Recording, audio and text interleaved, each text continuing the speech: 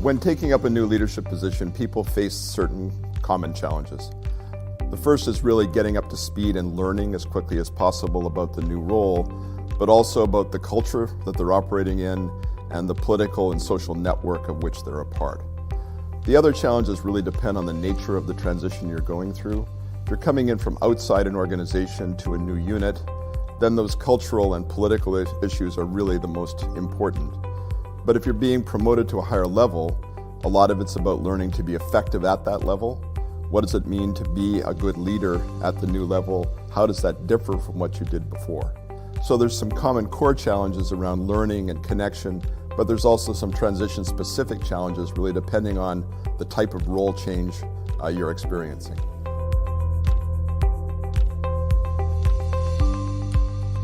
To successfully overcome those challenges, you need to be focused early on really accelerating the learning process. And this is about learning the role, the job, of course, but it's also focusing a lot of effort on making sure you understand the culture that you're operating in and how it may be different in subtle ways from the culture you were operating in before. Even within organizations, different units can have different ways of doing things, different subcultures. So it's critical to be understanding that. If you're coming into an organization from the outside, making sure you're connecting with the key stakeholders, with your team if you're a leader. The learning and connecting are really the biggest priorities you have early on, typically when you're taking a new role.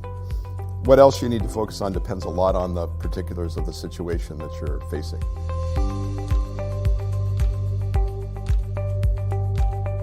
When you go to a higher level, you need to rethink how you delegate work. You need to rethink the kind of presence you need to have as a leader. You need to rethink how you influence. So being very clear early on how does this new level of leadership differ from what I was doing before? And what can I do still that I'm good at and leverage my strengths? But also what's the gap I need to cross, right? What are the things I need to learn to be effective? I often recommend people find someone who is an effective leader at that level and try to understand what it is that has made them successful there and begin to emulate some of those kinds of behaviors.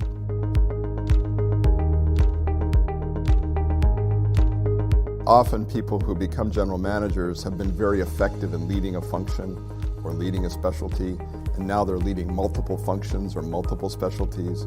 That could be project leadership, it could be general management.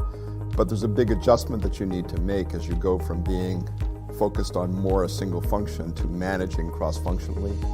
How do you really operate effectively as a generalist? How do you integrate the work of those people? You can no longer rely on your functional or specialist expertise to really be a basis for your leadership, right? You typically need to move up in terms of strategy. You need to engage with the external environment more. So the move from being a more functional or specialist leader to being a cross-functional leader is a very challenging one.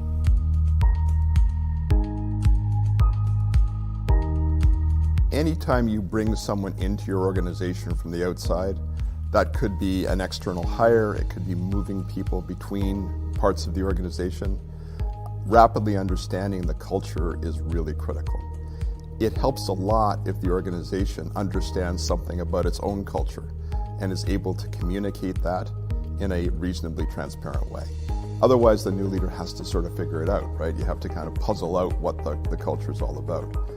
The one caveat I have is the organization really does need to be willing to be open about its real culture and not the culture it wishes it has, right? Or the culture it could have at some point, because that's just very confusing for somebody. If they're not getting really good information about the culture, it's not very helpful.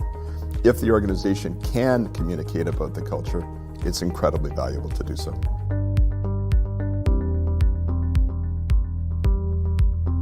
Most of the time when leaders take new roles, they don't get to build their teams. They get to inherit somebody else's team, and then they need to think about how to assess and reshape and align and accelerate that team, potentially in new directions. So the first part of that is really doing the assessment of the team you've inherited.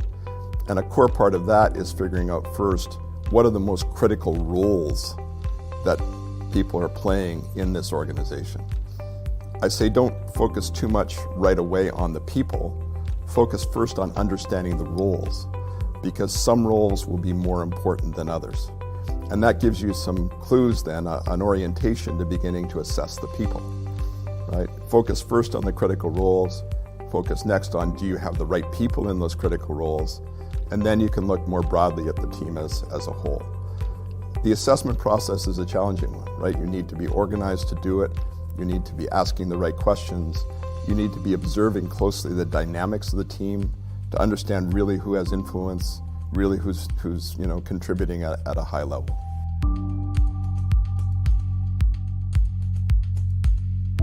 You want to focus early on understanding, who are your A players, who are your B players, and who are your C players. And you want to be leveraging and encouraging and developing the A players. You want to be evaluating whether you're okay with the B players in the positions that they're in. And really you want to be focusing hard on what are you going to do about those poor performers. And doing classic performance management work with them to either get them to be a B player or figure out what you're going to do. But there's another axis, which is the axis of attitude, right? Do people have the attitude that's going to support the culture that you're trying to create in this organization or not? And if they don't, that may be a reason that they really can't be a part of your team in the long run. You can have someone who is a player, but really poisonous to the culture of an organization. You can have someone who's a B player, who's the heart and soul of the team. So being careful to think about both of those dimensions is really critical. If you've got someone who is consistently negative on your team, you need to be thinking about how can you potentially either reshape that behavior or make it not have an impact on your organization so much, right? That can be isolating the person somewhat in the role they're in. That can be trying to understand the roots of that behavior. There's a variety of things you can try to do. But it's really crucial if you're trying to build a high-performance culture that you don't let things like that infect the whole organization.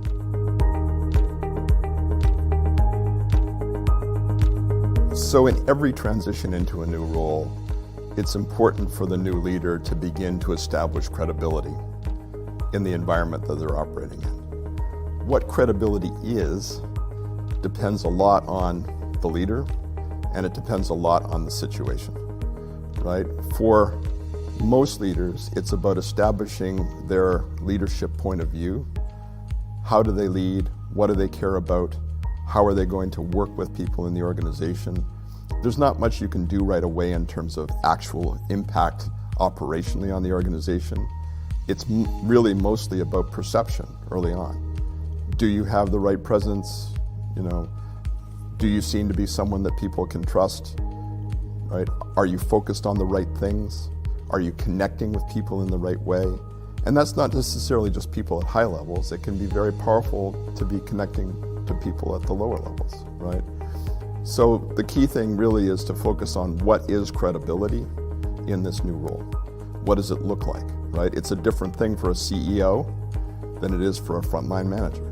For a frontline manager, right, you may have been a technical contributor, now you're a leader for the first time, right? You may be leading people who were previously your peers, right? They need to begin to see you not as a super contributor, but as a leader that's going to help them accomplish their work.